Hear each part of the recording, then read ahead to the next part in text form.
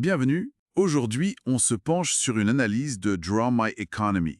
Et ça tire un peu la sonnette d'alarme sur les faillites d'entreprises en France. Oui, les chiffres sont assez frappants, hein. Carrément. On parle de 66 400 entreprises pour 2024. C'est un record depuis 2009 apparemment. Et même une projection à 68 000 pour 2025. L'étude parle d'une phase 2 de la crise. C'est ça. Bon, alors, décortiquons un peu tout ça. Ce qui est marquant ici, c'est vraiment l'ampleur du phénomène. Ce n'est plus seulement les TPE ou les PME. Ah non? Non, l'analyse montre que même de grands groupes industriels sont touchés. On parle de fermeture d'usines, de licenciements, D'accord. Et ils expliquent ça comment?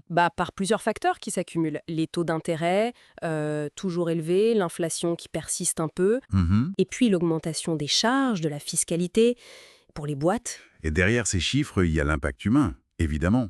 Plus de 260 000 emplois qui seraient liés à ces faillites en 2024. C'est énorme. C'est considérable, oui. Ça touche des familles, des territoires entiers. L'étude cite des noms. Hein. Ouais. Michelin, Valeo, Bosch, ArcelorMittal. Oui, des groupes qui réduisent leurs activités ou ferment des sites. Et ça touche plein de secteurs, si j'ai bien compris. L'immobilier, Tout à fait. Chute des mises en chantier, des permis de construire, baisse des ventes dans le neuf. les petits commerces aussi. Restaurants, boulangeries. Exactement. Et même les chaînes de vêtements, la tech, l'analyse évoque plus 10% de dépôt de bilan dans la tech. Ah oui, quand même. Sans compter les plans sociaux. Là, 52 000 emplois concernés dès le début d'année, c'est ça? C'est ça, et hors période Covid, donc c'est significatif. Alors pourquoi c'est si différent de, disons, 2019, avant toute cette pagaille? L'analyse insiste sur une combinaison de facteurs. D'abord, l'inflation résiduelle, autour de 1,72%. Ok. Ensuite, les taux de la BCE, qui restent vers 3%. Et ça crée ce que le document appelle le mur de la dette. Le fameux mur de la dette. Pour le refinancement, j'imagine. Surtout avec les PGE à rembourser. Exactement. Pour beaucoup d'entreprises, notamment les PME, rembourser les prêts garantis par l'État et se refinancer en même temps, c'est devenu très très compliqué. Hmm.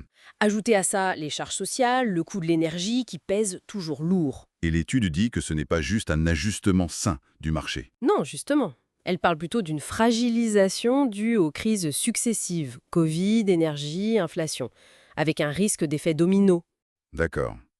Et l'État, il a encore les moyens d'aider? Apparemment, la marge de manœuvre budgétaire est très limitée selon ce document. L'analyse parle aussi de 3 piliers fragilisés. Le premier, c'est le climat politique. Oui, l'incertitude budgétaire, l'étude mentionne le 49.3, les annonces fiscales qui changent. Et ça, concrètement, ça bloque quoi? Ça créerait de l'attentisme. Les entreprises hésitent à recruter, à investir, les consommateurs freinent leurs dépenses aussi. C'est un cercle vicieux, quoi. Logique. Le deuxième pilier, ce sont les taux d'intérêt, donc. C'est ça, le mur de la dette dont on parlait, surtout pour les PME fragiles. Et le troisième pilier, c'est la fiscalité? Oui, l'étude pointe les 20 milliards d'impôts en plus prévus pour 2025. Hausse de la flat tax, taxation des plus-values. Ce qui n'aide pas l'investissement, j'imagine. Clairement pas. Ça met une pression supplémentaire et, selon l'analyse, ça pourrait même pousser certains grands groupes à regarder ailleurs, à délocaliser. Tout ça avec une croissance au ras des pâquerettes? 0,1% au premier trimestre? Exactement. C'est dans ce contexte qu'arrive la phase 2. Alors, c'est quoi cette phase 2? Eh bien, après la vague de faillite, ce serait un ralentissement économique plus général, qui toucherait aussi le pouvoir d'achat des ménages. Et le problème, c'est qu'il n'y aurait plus de filet de sécurité de l'État. C'est ce que suggère l'analyse, oui. Faute de marge budgétaire suffisante. Ça pose la question de la résilience collective, en fait. Bon, le constat est assez sombre, mais l'étude propose quand même des pistes au niveau individuel. Oui, heureusement, elle ne s'arrête pas là. 3 actions concrètes sont mises en avant.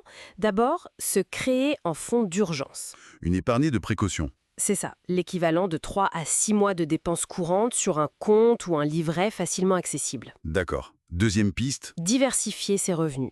Essayer de générer des revenus complémentaires, ce qu'on appelle les revenus passifs. genre dividendes, immobilier. Voilà.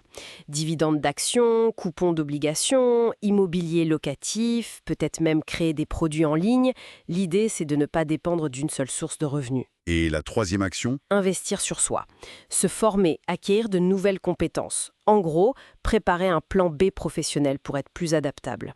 ok, donc si on résume, l'analyse dépeint une situation économique assez tendue, avec beaucoup de faillites attendues, cette fameuse phase 2 qui pourrait affecter tout le monde. Oui, une fragilité du tissu économique assez nette et des conséquences potentielles pour les ménages. Et face à ça, le message de l'étude, c'est Anticipez, bougez-vous au niveau individuel. Ne restez pas passif. C'est un peu ça, oui. Renforcer sa propre situation financière et professionnelle face à cette incertitude ambiante. Qui nous amène, pour finir, à une question peut-être à méditer. Dans ce contexte décrit comme difficile, et en repensant aux pistes évoquées, quelle serait la compétence clé à développer ou le type d'investissement personnel qui pourrait vraiment faire la différence pour sécuriser son avenir?